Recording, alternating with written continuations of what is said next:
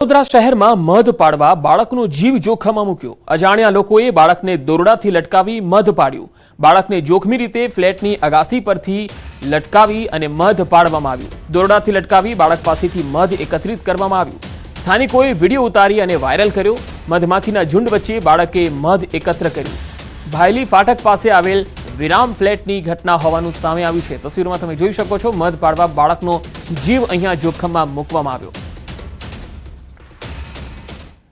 તો સુરતમાં ફરી એકવાર અસામાજિક તત્વો આતંક મચાવતા જોવા મળ્યા। પલસાણાના તરાજ ગામે તસ્કરોએ ખુલ્લી તલવાર સાથે આતંક મચાવ્યો।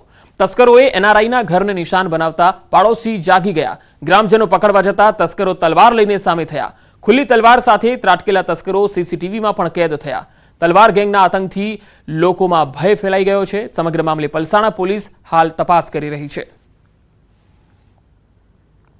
વડોદરામાં ચોર ટોળકી ફરી સક્રિય થઈ છે। ડિસેમ્બરમાં ચોરી કરી ફરી એ જ મકાનમાં ચોરીનો પ્રયાસ થયો।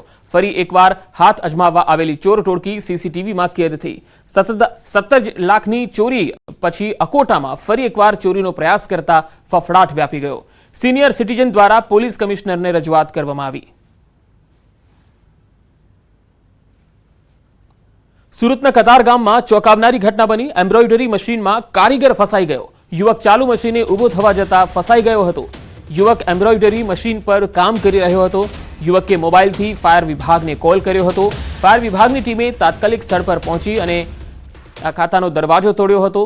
જે બાદ એમ્બ્રોઇડરી પ્લેટને ઊંચી કરી અને યુવકને બહાર કાઢવામાં આવ્યો। બેભાન થયેલ યુવકને તાત્કાલિક સારવાર માટે હોસ્પિટલ ખસેડાયો હતો। તો એમ્બ્રોઇડરી મશીનમાં આ કારીગર ફસાયો હતો। તસવીરો પણ આવી રહી છે। યુવક ચાલુ મશીને ઊભો થવા જતા ફસાયો હતો। જો કે તાત્કાલિક ફાયર બ્રિગેડને કોલ કરવામાં આવ્યો, જેથી આ યુવકને બચાવી લેવામાં આવ્યો હતો। જૂનાગઢ જિલ્લાના પાદરિયા ગામે પોલીસ પર હુમલો કરવામાં આવ્યો। સી ડિવિઝનના પીઆઈ વત્સલ સાવજ પર હુમલો કરવામાં આવ્યો। બુટલેગર લખન ચાવડા તેમજ અન્ય 8 શખ્સો સામે ફરિયાદ થઈ। પીઆઈ સાવજ બુટલેગર લખન ચાવડાને પકડવા જતા ઝપાઝપી થઈ હતી, જેનો ફરિયાદમાં ઉલ્લેખ કરવામાં આવ્યો। બુટલેગર લખન ચાવડા પ્રોહિબિશનના ગુનામાં ફરાર હતો। 8 અજાણ્યા શખ્સોએ પણ પીઆઈને માર માર્યો હોવાનો ફરિયાદમાં ઉલ્લેખ કરવામાં આવ્યો। તાલુકા પોલીસે વધુ તપાસ હાથ ધરી છે। જૂનાગઢમાં રીઢા ગુનેગારોથી લોકો ડર ન અનુભવે અને તેમનો ભય દૂર થાય તેના અનુસંધાને કુખ્યાત ગુનેગાર નગા રાડાનું રીકન્સ્ટ્રક્શન કરવામાં આવ્યું। લોકોનો ભય દૂર કરવા પોલીસે રીકન્સ્ટ્રક્શનના નામે સરઘસ કાઢ્યું। નગા રાડા ગુજસી ટોકના ગુનામાં 4 માસથી ફરાર હતો। 10 વર્ષમાં લૂંટ, ખંડણી, હત્યાના ગુનામાં સામેલ હતો આ શખ્સ। પોલીસે નગા રાડાની ધરપકડ કરી આગળની તપાસ હાથ ધરી છે।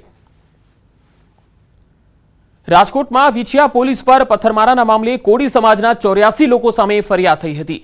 જે મામલે હવે કોળી સમાજના આગેવાનોએ કોળી સમાજના કેસ પર પાછા ખેંચવા માંગણી કરી છે। આ તમામ લોકો જામીન પર છે, પરંતુ તેમના પર કેસ ચાલી રહ્યા છે, જે પાછા ખેંચવા સોશિયલ મીડિયા પર પોસ્ટ કરી અને માંગણી કરાઈ। સરકાર દ્વારા આંદોલન સમયે પાટીદારો પર લાગેલા કેસ પરત ખેંચાયા છે, જેથી હવે કોળી સમાજ પણ તેમના પર લાગેલા કેસ પરત ખેંચવાની માંગ કરી રહ્યો છે।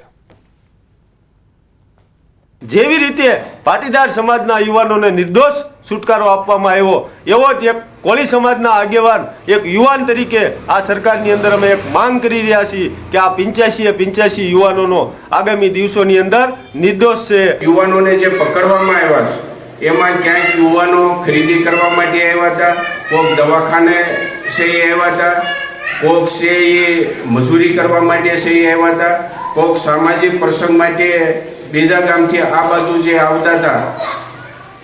એમાં પોલીસે ખોટી રીતે આ યુવાનો ઉપર 307 જેવી જે ગંભીર કલમ લગાડવામાં આવી છે।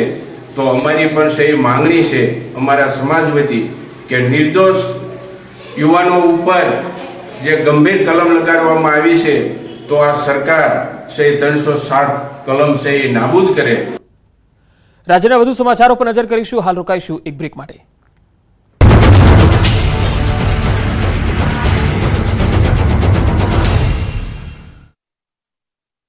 મોથોટ ફાઇનાન્સ પ્રસ્તુત કરે છે ગોલ્ડ લોન મેળો।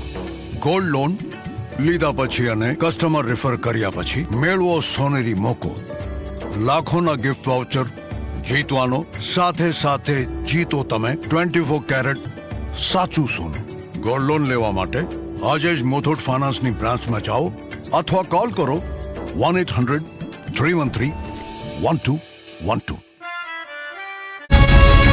સુરતમાં ગટરમાં બાળક ખાબકતા મોત થતા ભારે ચકચાર મચી, પરંતુ આ ઘટના બાદ પણ રાજકોટ અને વડોદરા જેવા શહેરમાં ખુલ્લી ગટરો મોત બનીને ઊભી છે.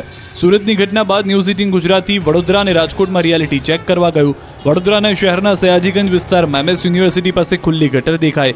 આ ખુલ્લી ગટરની બિલકુલ બાજુમાં શ્રમિકો વસવાટ કરે છે. શ્રમિકોને બાળકો પણ અહીં રમતા હોય તેવા દ્રશ્યો જોવા મળ્યા.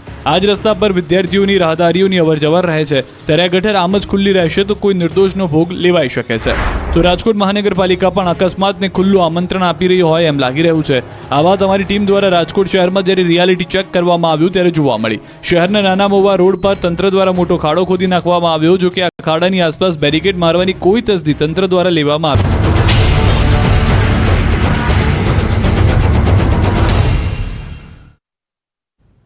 બ્રેક બાદ સમાચારોમાં આગળ વધીએ. સ્થાનિક સ્વરાજ્યની ચૂંટણીનું એલાન થઈ ચૂક્યું છે. જૂનાગઢ જિલ્લાની 6 નગરપાલિકાની ચૂંટણી યોજાવાની છે અને આ ચૂંટણીમાં મુખ્યત્વે કોંગ્રેસ અને ભાજપના ઉમેદવારો ચૂંટણી જંગના મેદાનમાં છે. વંથલી નગરપાલિકામાં કુલ 6 વોર્ડમાં કોંગ્રેસ ભાજપના 24 ઉમેદવારો મેદાનમાં છે. અહીં 1994 થી 2012 સુધી ભાજપનું શાસન હતું. ત્યારબાદ થોડા સમય માટે કોંગ્રેસ તો થોડા સમય માટે ભાજપ શાસનમાં આવી. હાલ અહીં વહીવટદારનું શાસન છે, ત્યારે હવે વંથલી નગરપાલિકામાં બંને મુખ્ય પક્ષો ફરી સત્તા હાંસલ કરવા એડી ચોટીનું જોર લગાવી રહ્યા છે. કોંગ્રેસ અને ભાજપ બંને જીતનો આશાવાદ વ્યક્ત કરી રહ્યા છે. જનતા પાર્ટીએ બધી સમાજને સાથે લઈ